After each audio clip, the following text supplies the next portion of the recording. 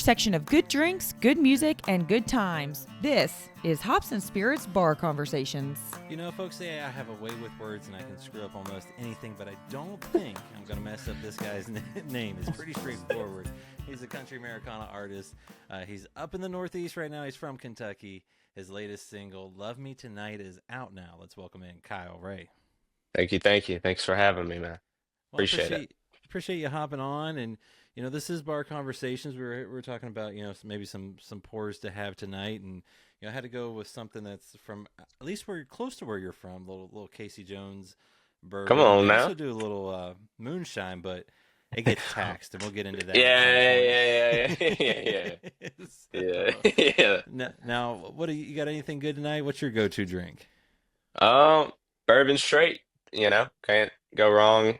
It's either Beam or Coke, bourbon straight or PBR here. Hey, I think I might actually start with this PBR there for you this go. Pace yourself. conversation. Ease into it, yeah. Ease into See, you can take the Kentuckian out of Kentucky, but it. Yeah, can't take the country out the boy, huh? well, I love to see that. We'll get into your roots in Kentucky and kind of start off with something. I guess being from the South, family.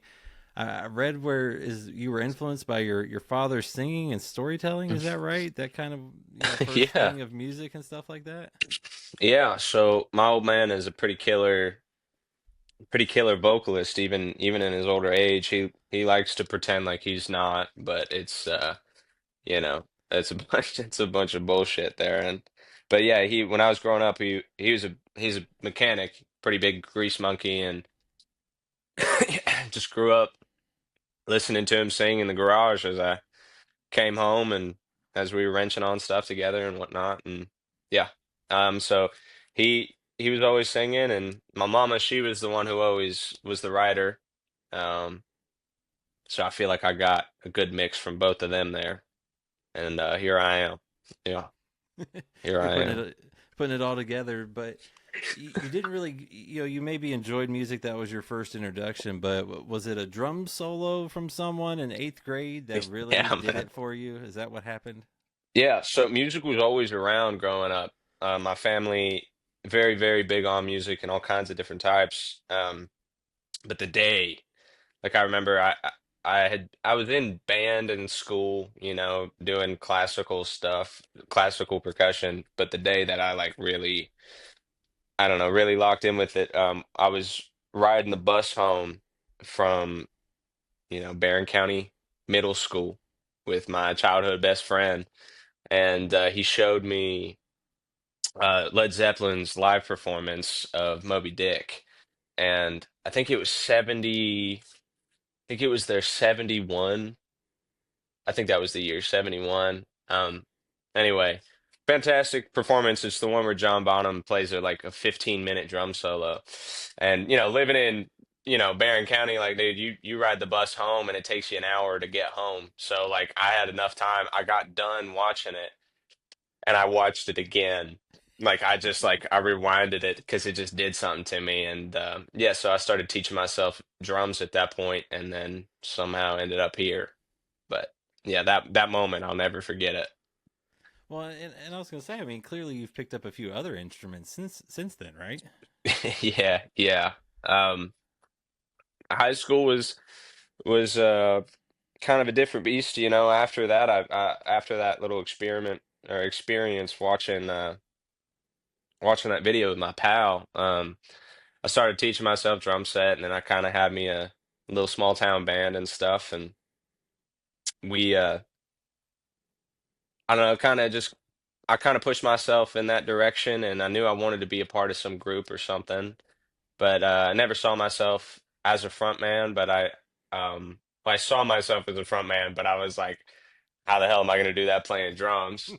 And then I was I don't about to say know. that seems a little hard to sing and Yeah, drum. yeah, for sure. I mean, these days, I'm waiting for the day I have the opportunity to bust something out, but I'm always afraid it's going to be too gimmicky or something, so I never actually do it. But yeah, and then like 17, when I was like 17, I was listening to a lot of the Avett Brothers and a lot of the older like folk kings, in my opinion. folk kings, especially the classics. Like grew up on James Taylor and Jackson Brown and all them and whatever. So, just started picking up guitar and playing and just for fun. Never thought anything of it. And once I got to college, I really started writing my own tunes and somewhere along the way just kind of ended up here. So Well, here we are. I was gonna say you're making some good music, and you talk about kind of eventually getting into some of those folksy folks, and growing up, I'm sure rock was in there as well, and different things. So, Oh what yeah. music did you grow up on? Because I'm guessing it was probably an eclectic mix. Yeah. Just knowing what sounds you're putting out today.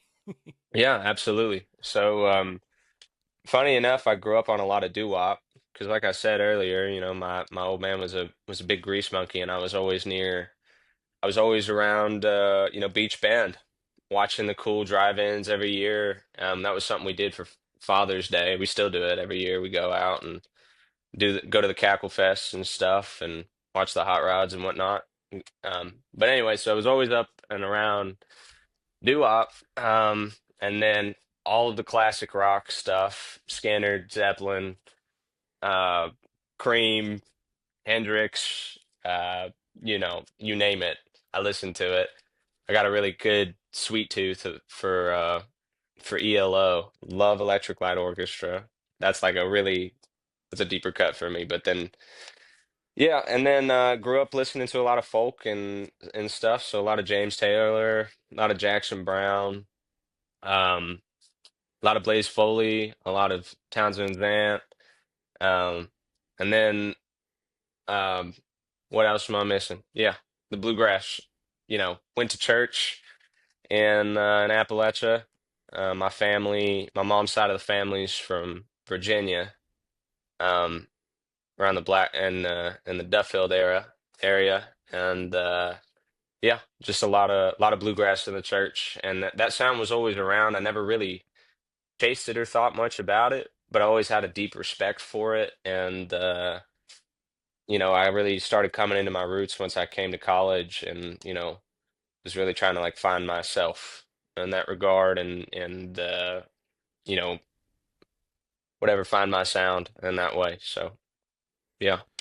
Well, I mean, I was gonna say, growing up in Kentucky, from Barron County, and short drive to, well, shortest drive to Louisville. You hit Nashville, hit Yeah, Indianapolis. You got yeah. places though that you can go check things out, and then also, as you said, you're out kind of in the country, and um, you know, in Appalachia. So, what was it like growing up in Kentucky, and what impact did that have on you? Oh yeah, man. It was Kentucky's a beautiful state. Um, and I think a lot of people don't really know too much about it.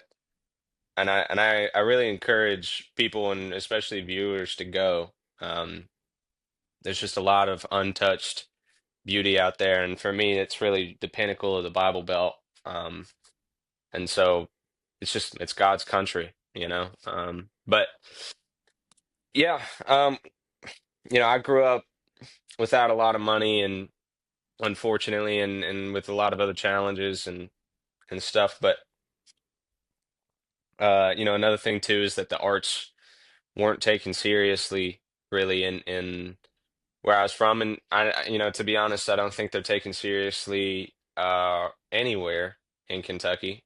Obviously, I don't know anything about Lexington or Louisville, but I know a lot of it is like it's either seen as like a means to like get to college and get a scholarship, but it or like a hobby, but it's never seen as anything. All of your professors, college, been in college too long, all of your teachers and guidance counselors and everybody else, they'd always look at me and be like, "Oh, have a plan B." They'd be like, "That's great, but have a plan B." And I always thought that was real shitty, to be honest. I was always just like, I've in my head when I was young, I was like, if I ever have a plan B, then I ain't got it, and I ain't gonna do it.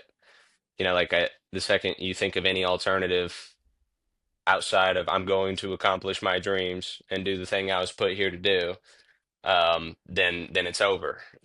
So whatever. I had a pretty hardcore viewpoint on that, but Yeah. So I mean that definitely shaped me in a lot of ways. You know, I was self-taught and I was self-taught, but the soil is rich with music and the people are good and it's a beautiful place to grow up in, despite the challenges I had. And you know, I wouldn't have changed anything about it in the world, even the bad stuff. So Well, and I was gonna say, I mean, you talk about music kind of being Plan A. So was it always Plan A, even from kind of the start? Once you kind of figured out like, hey, I can play, I can do some stuff. yeah. I well, you know, yes and no. When I was young, when I was real young, like when I was in elementary school, like when I was a youngin', my whole thing was baseball.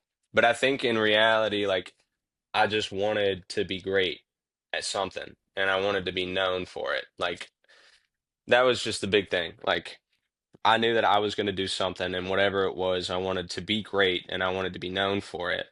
And that was kind of like my mentality. And maybe that's because where I grew up, like I often felt incredibly underestimated and uh you know, put in a box and whatever. So maybe that's why I felt such a strong intrinsic need to like break that mold.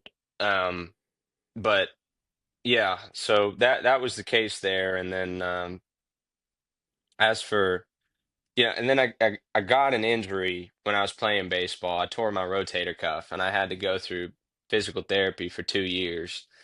And there's a lot happens in 2 years when you're Mm-hmm. like 8 years old, you know. So I got chubby and really out of shape, and I don't know. I tried baseball again because my mama forced me. I was like, I'm never doing it again. But my mama forced me, and I tried it, and I was like, yeah, to hell with this. I'm ass. Like I'm bad at this. You know, I could never do this again. Yeah, all these kids had 2 years to just rep and practice. I went out there with the glove and felt like I'd never fielded in my life. I was like, good God. Um, and then my mama was like, well, you can't do nothing. You know, that was the like one of the one rules she had in her house. She's like, you can't do nothing. So you got to do something. So like you're gonna pick something or I'm gonna pick something for you, talking about like extracurriculars. And just kind of, you know, I kind of just landed in the band program at my school and that kind of started shaping things from there. But uh, the day that I was like, I'm going to do this for the rest of my life was when I had my first gig. I think I was 14 years old, and uh, a local musician by the name of Colton Kais came out, and he was a friend of the family, and he actually dated my older sister for a bit. So he was over. And he was like, "Hey man, like you're getting really good on those drums. Like I need a drummer for these gigs. Like would you want to play?" And I was like, "Hell yeah, you know whatever." And he gave me this his set list, and I practiced the songs, and I went out that night and or that following weekend or whatever or whenever I played the gig, and I made $300 in 3 hours. And before I was working hard labor jobs for dog shit money because I was an illegal. I was a kid, you know. Yeah. I couldn't do the same work at in hard labor jobs as like the grown ass men, you know. So like I was getting paid jack shit in comparison, and then he gave me and I went out and played music for 3 hours, which is like what I would have done on a regular Saturday night anyway. And I made $300, and I was like, I just made triple what I make in a week doing hard labor. I was like, I'm gonna do this for the rest of my life. Like I was like, okay, cool. Like this is all right. This is the thing, you know? So, And little did you know how much goes into it to keep making more and more, oh, right? good God. I had no idea. I had no clue. Hell, good um, God, no.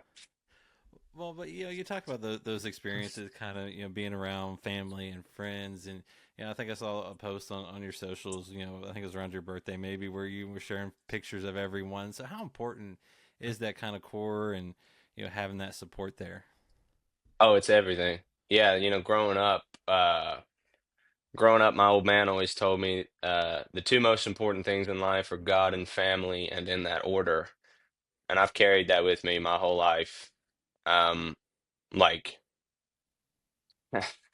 look, man, if you dreaming big is cool, but like there comes a point like where you have to start doing shit for other people, uh, or you're not going to become somebody that you're proud of. Or like and I'm a pretty strong believer in that. I think that that's why there's a lot of nightmare stories about artists and artists or just celebrities in general that just kind of like lose their mind. And I don't know. I feel strongly that we're put here to live for others. Jesus is king, you know, that whole that whole thing. The Lord has been very good to me and has given me a lot of favor throughout my life, especially on this journey, and it's been very, very difficult. But yeah, God and family is number one always. I wouldn't be here without anyone, and like anything that I accomplish, any money I make, any assets that I've, gain traction to or get a hold of don't mean anything if I like, dude, if I got two if I got me a boat, like that's cool. For like a day until I don't have, until I got somebody take on the boat with me. Like shit. Fishing by yourself is only fun for like so long, and especially if you're me, I don't catch shit. I'm a lot like Peter, you know. I'm a lot like Peter. I'm not catching anything unless Jesus is telling me which side of the boat to throw the net. So I like that. I like that. Well, I was gonna say, this journey though has led you from Kentucky up to the Northeast. What led you to go to school so far away, up in Boston, of all places, to keep the dream going? yeah. So like I said, the arts weren't taken seriously where I was. I mean, like they were respected, but nobody saw them as a means to an end. And I knew that if I wanted to do anything legitimate with this career, that I had to get out. Like there were plenty of people in my hometown that were great. I mean, so unbelievably talented. There's so much talent that exists in Kentucky. And because like the infrastructure, it's just like the infrastructure is not built to support artists. There's no businesses, there's no live show music scene like there used to be.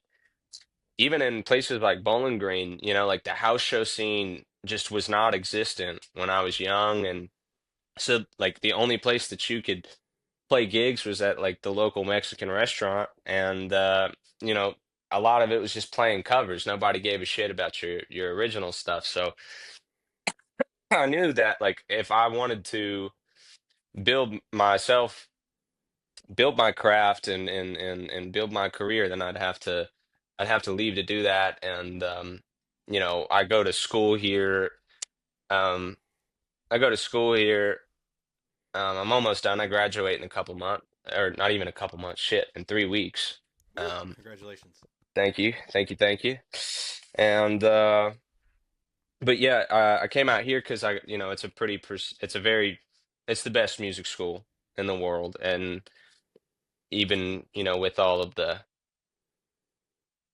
criticisms that it definitely gets, it's the best place to be for contemporary music. And I knew that I would come out here and I'd be pushed and I would grow and I'd find something. I just knew it in my gut. I was getting called out here to do that. And yeah, so I came out here and with a plan and with a dream and with an idea, and all of those were flip-flopped around and they were completely wrong. And the journey, and finally eventually found my people and my groove and the music that really speaks to me. So yeah. Well, and I was gonna say, you talk about kind of that upbringing you've had, and things where financial hardship and some personal tragedy growing up. How did those experiences shape your songwriting? Because you hear a lot of different, that storytelling aspect, and it's real life storytelling. Yeah. Hmm.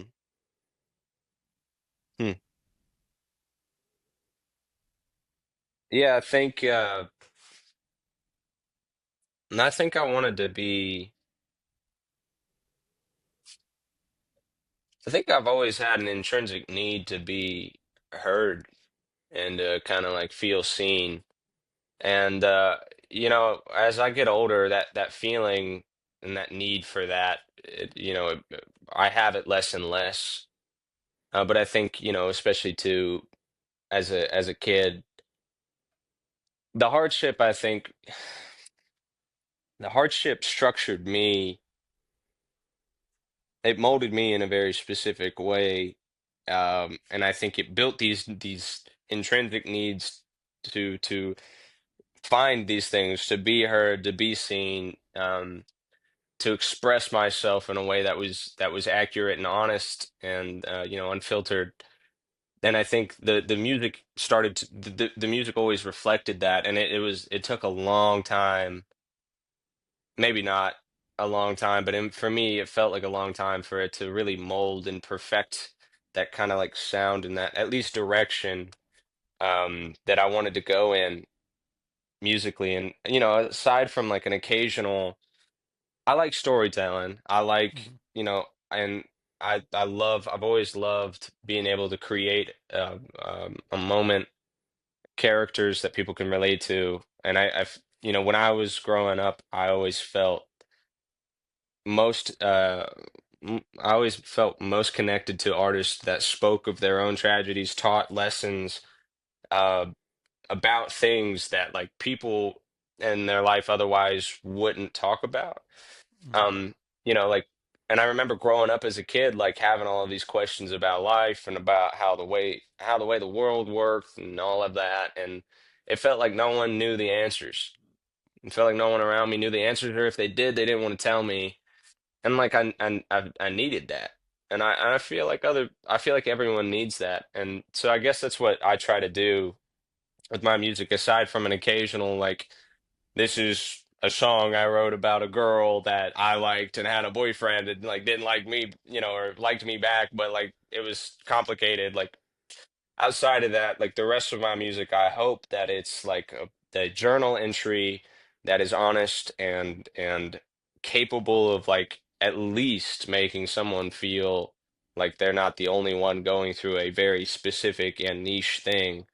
And I've found, through the live shows and through comments and everything else, that people are really resonating with that, and that seems to be the case. Like, and that to me, that means a lot as an artist. Like that means the most, because that is actively giving my suffering meaning, you know.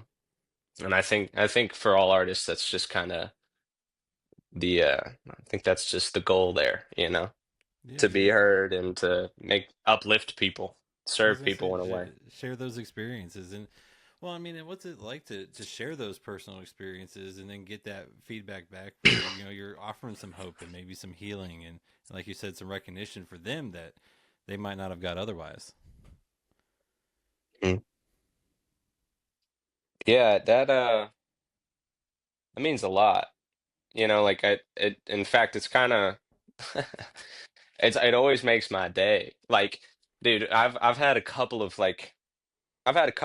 pretty big career moments in terms of like artists that I've played for, places I've been, or like artists I've opened for, places I've been, or huge goals in terms of like how many people were at the show or whatever. But like to this day, my favorite memory was when we opened for Angel Olsen, who is a just a monster songwriter. I mean, she is so, God, I love her music so much. She is a special woman, but and very effective live. God, she's so seasoned. Anyway, I could talk about Angel forever, but my favorite moment was when we played that set. We opened for Angel, and it was really cool. There was like 750 people in attendance or something like that, and we got off the stage and we snuck back into the audience so we could watch her set.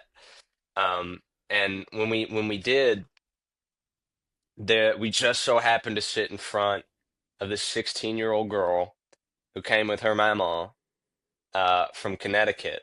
Connecticut or New Hampshire or something like that. Like they drove an hour away, or they drove an hour to this show, not to see Angel, but to see us. And I was like, what the hell? Like, she was just like, I'm like, she's like, you don't understand. Like, I cannot believe I got to hear. And I had like two songs out at the time, and I only have three or four out. Whatever, like whatever. I didn't have anything out. I had no like presence online. I had nothing. Not that I do now, but whatever. I was just like we were at the very, very, very beginning of our career, really, and she just came up and she was freaking out, and she had come for her 16th birthday, and I was like, dude, I cannot. Like I couldn't fathom that. Like you drove an hour on your 16, your sweet 16 to come see my punk ass. She's like, "Can I get a photo?" It's like, "Yes, of course." Like, yeah, you can have all of them. I signed on this little napkin. I was like, "Happy birthday," like, "God bless you" or whatever. I don't know. I don't remember exactly what I said, but like something like the happiest of birthdays to you and or whatever and whatever, man. It just made that like that was my highlight of that whole year, and I had done some crazy stuff like that. That's everything. To know that like I'm actively contributing in a way that's meaningful to people like that. That's everything. Yeah, Well, I was that's gonna say everything. those are the special moments you'll remember forever. The DMs that people talk about, a song connecting and doing something for them, or being able to check out a show. I mean, those are the ones that stick with you for a long time and make it all worth it, right? I mean, makes it worth it. Yeah. No, absolutely. Like that's yeah, no. Absolutely. That's like that's been my favorite moment. I think at any live show that we've had yet. Like it's just sweet. And I hope that I don't know if she's still keeping up with this, but if she is, I hope that she sees this, and I hope she knows that like I hope she knows how meaningful that was to us as well. Like it's special for everybody, you know. It's sweet. Well, and like I said at the top of the show, you got a new single out. Maybe not as much storytelling as you would like, but it was a moment in your life, which was inspired by a little frustration of a certain scenario that played Yeah. out. So you just released "Love Me Tonight." Can you talk a little bit about that one and how that one came to be? Yeah, absolutely. So I was working I went home last year. Last summer was rough.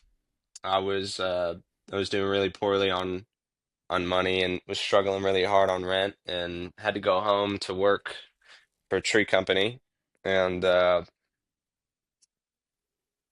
when I was home, I was catching up with all of my childhood friends or whatever, and just people that I knew or whatever. And I started hanging out with this girl, and she, was unfortunately taken at the time, and I didn't know that until like we were hanging out, and I was catching like certain vibes and whatnot, and I was like, okay, cool. And then she was like, I'm sorry, I'm seeing somebody, and I was like, damn. And I was pretty pissed about that, but it was weird because like I knew that she liked me too, so I was kind of confused. So whatever. I drove home pretty pissed off about it, and I was like, well, hell, I'm at least gonna get a song out of it. And I just kind of had this melody stuck in my head. It was like da da da da da da da da da da da da. Da da da da da da da da da da da da da da, which is like the main melody for the chorus. And I'm not at the time. I'm not a great guitarist now, but I definitely wasn't at the time, and it took me a while to figure it out, but I landed it, and it just after that it just came out pretty easy. And yeah, yeah, "Love Me Tonight" was born. It started off as like an acoustic kind of like bluegrass trio tune, and very quickly like morphed into the whole everything that it is now. And it was cool. Like we were recording that at the barn in Western Massachusetts. Um, and a lot of, yeah, just watching it change. The recording process for us is either very strictly business or it's pretty untouched, and that was one of the ones that was pretty untouched, and we kind of just figured it out as we went, and then changed a couple chords here and there. But yeah, yeah, it was a good time. That one just kind of seemed to come out of me very quickly, and everyone else just kind of understood their role. So yeah, it's cool for that one to be out. It's also cool to see how well people have like reacted to it, and how it's being consumed. I'm very grateful for that. Well, and like you said, you got a couple other singles out, and they do kind of range nice and wide. You got the rebellious storytelling of the band of robbers. Like I joked at the beginning, the moonshine, that's coming from the Yeah. distillery. If it's taxed, it ain't shine. Yes, sir. And then you got the kind of more introspective, angel poet. So what's it like to kind of have a little bit of everything? It's scary as shit. I'll be honest.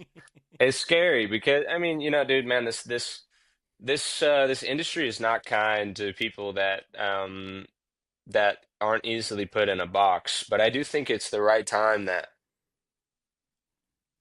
right now, while I am not putting any albums out that have to be cohesive, because that's how I work, that's how I function. Any EP or any album needs to be like cohesive and whatever.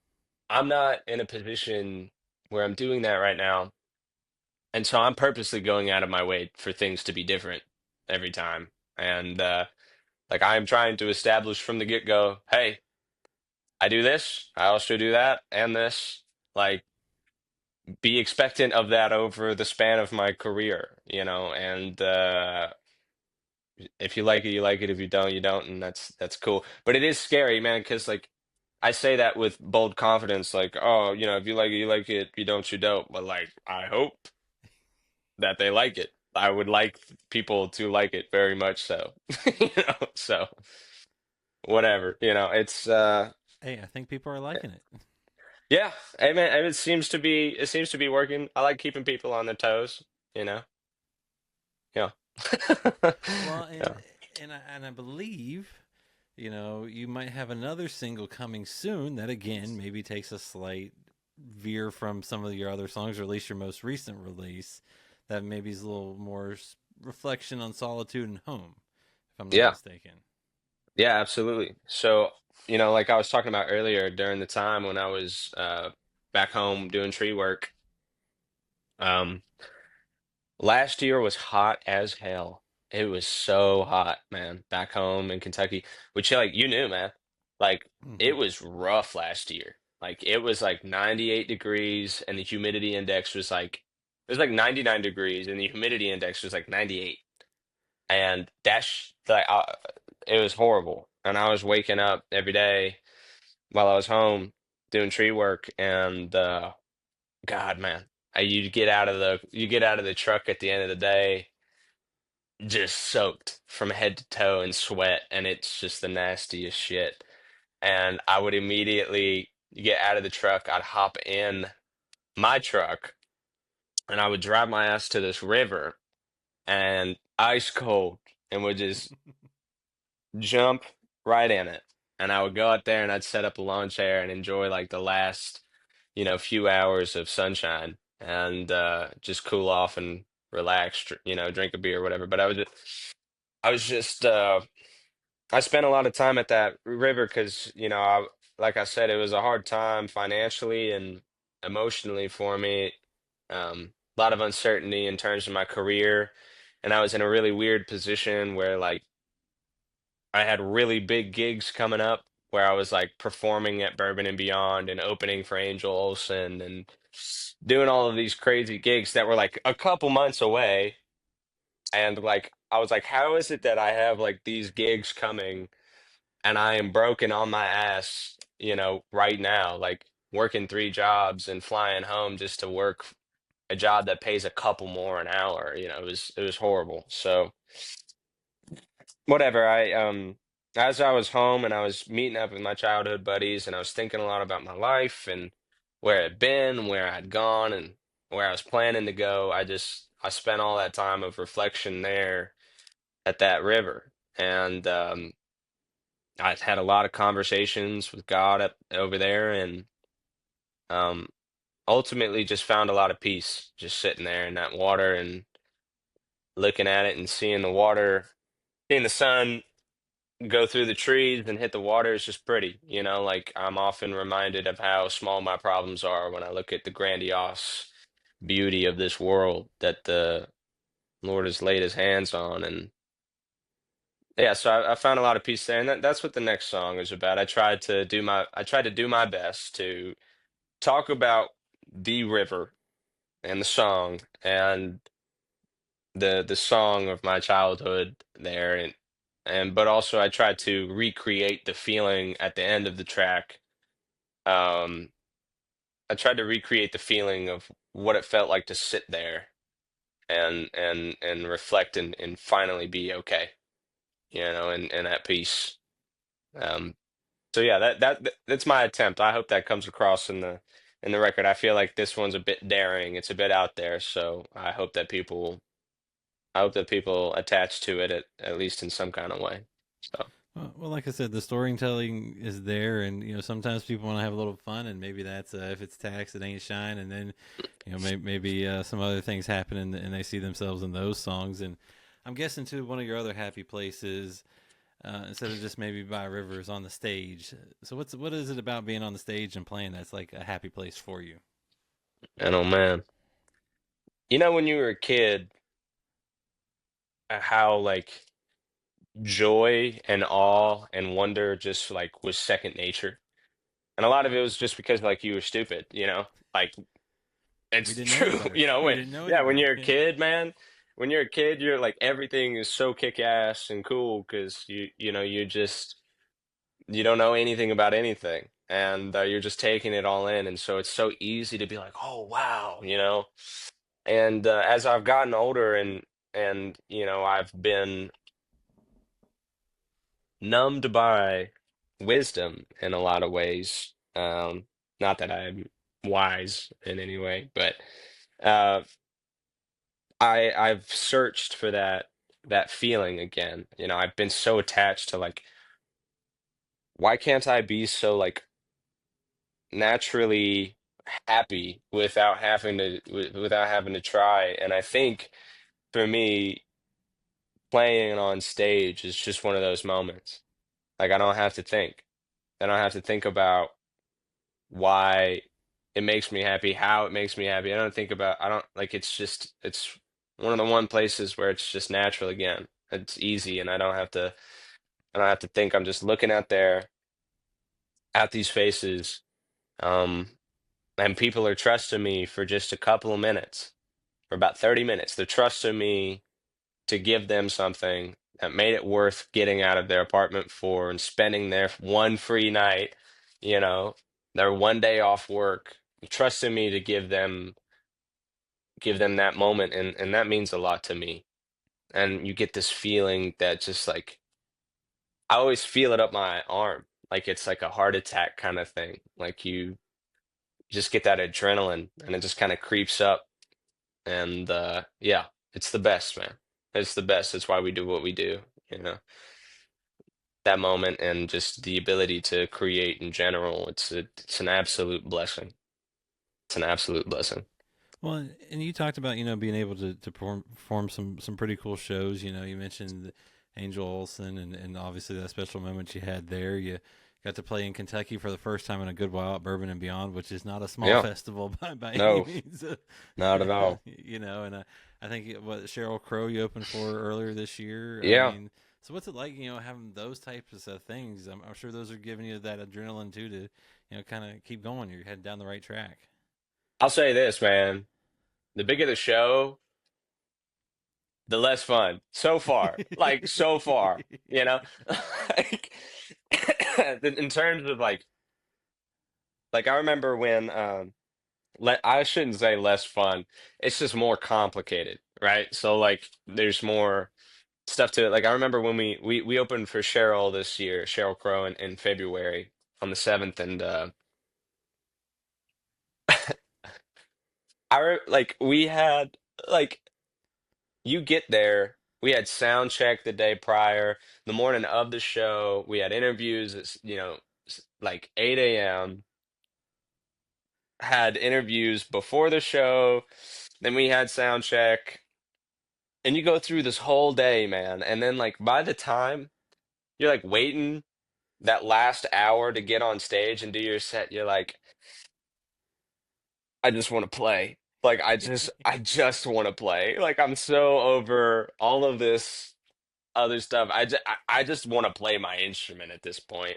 So like there's like some moments like that. And that's not like anything against anyone. I know everyone in this industry has definitely felt that. They're like, good God, I wish it were just as simple as me coming on the stage and playing. But sometimes, dude, like if you're not aware of it, like it can kind of kill the vibe because by the time you get up there, you're like, good God, I want to play and I want to go home. I'm tired, But like, no, every time you go on stage, it's absolute adrenaline. And same thing with like, um, I remember when we played Bourbon and Beyond, there was a lot of prep. Oh my God. There was months worth of prep where we just played the same set and we only had like I think it was like a 30-minute, not even 30. I think it was like 20 minutes, 25-minute set at Bourbon. And like for months, for months, we played the same however many songs. And it was just like, dude, by the time you got up there, you're just like, please, like, let me just play. But right before you go on, even though there's like all this like frustration that you have with all of it, like there's this switch and it just and you just you're like, okay, woo, like let's go. So yeah, yeah, man, it's the best. I was gonna say, I mean, you've been able to do some pretty cool things, and I always start the shows off asking, what's your go to drink, what you're drinking tonight, and I always like to, as we get toward the end, ask this one because it's always fun to see everyone's answers. Um, what's your favorite song of yours to perform right now, whether it's been released or not? Mm. Ooh, oh, that's a good question. That one's hard. Hmm. Easy answer for promo material would say I should say "Love Me Tonight," but which is really fun to play. Like "Love Me Tonight," I like singing "Love Me Tonight" because people respond well to it, and it's in this like perfect place in my register vocally where like I can be as and there's like this grit, in the voice, and it just helps me convey. And it's just a big song, so it gets big reactions, and that's always fun. But I think the one I like, I think the one I like playing the most right now is a song that's unreleased called "The Dealer." And I wrote that back in November of last year with a feller by the name of Luke Preston, who is an absolute monster. He's such a great writer, and he deserves all of the love, happiness, and success in the world. Um, but we wrote that together, and it's just a tune about time and how it gives and takes, and I make a lot of I'm just really proud of it, and it gets a lot of good reactions. And I think what I like most about performing that one is that people, it seems like everyone who listens to it it has a different meaning for them. For some people, if it's about the Lord, and the other people, some people, it's about time, and I don't know. It just hits people in different ways, and it's always really, for my own curiosity as a songwriter, it's really interesting to see how people receive it and what about it strikes them. But what I love the most, I think, about the reactions is that they're all based around the lyrics, and like as a writer, like I care very much about my lyrics, and I hope that that's what I'm known for above all else is like he's a great lyricist, and I'm trying really hard to push for that mastery. So, man, I don't know. Yeah, I'd say the dealer. And that one's going to be out soon, so be on the lookout for it. It's on my Instagram if y'all want to check it out. So, I was about ready to say, if you want a little snippet, go to the Instagram and you can find that one. And I think you're on your way to that storytelling, because it's at the heart of every song. There is a story to be told, and I think you're doing a great job at that. And like you said, you've got now, Love Me Tonight just released another song coming up, I think next month, and then maybe a few more yep. after that. So what else can folks expect from you in 2025? Just a lot of new music, you know. I really hope that y'all come along for the ride and you care enough to attach on. Like, it's gonna be new. It's gonna be different every time, and I hope that whatever it is for you that you hear, that it's moving. But yeah, a lot of new music and a lot of shows. That's just hammering those out. I'm hoping to get as much music out there as possible. It's the first time in my life where I have a team that is making this easier on me to just pump it out, get it out, and I'm really excited to hear what people think about it. So yeah, yeah. I like it. I like it, and maybe a little less school, right? Oh yeah, man. Oh yeah. And moving to Nashville in January of next year, moving back home to Kentucky in August. Oh man, so ready to be done with college. Not that it's bad. Go to college if you want.